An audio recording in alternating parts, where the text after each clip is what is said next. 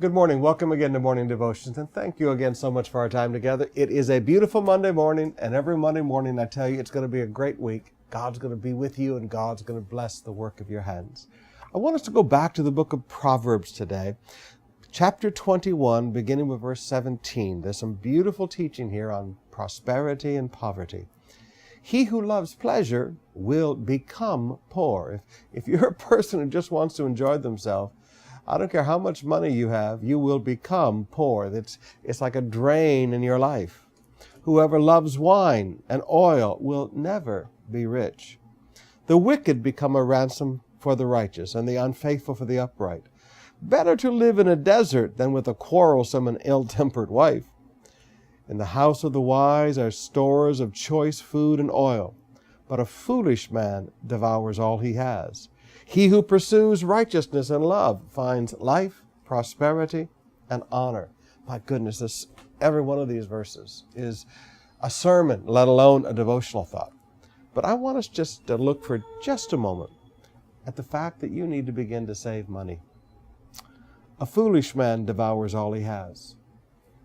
In the house of the wise are stores of choice food and oil. He doesn't consume everything. Now, brothers and sisters, if you're going to prosper in life, you have to learn the discipline of savings and to discipline your consumption. Some people, however much money you give them, that money burns a hole in their pocket until they spend it all, and then they're out of money and borrowing money from friends and relatives before their next paycheck. These people are never going to get ahead. However much you earn, you're going to spend it all.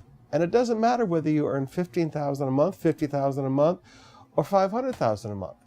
If you are a consumption-oriented person, you will spend everything you have. The problem is not with how much money you make. The problem is with how much money you spend. Now, people who are prosperous have learned to never spend all of their money. A wise person is a saver. Now, I want to challenge you today. Yes, let's believe God for more money. And yes, let's believe God for promotions. And yes, let's believe God for prosperity and wealth. But let's also ask God to help us be disciplined in our life, to not consume everything, and instead learn to save it.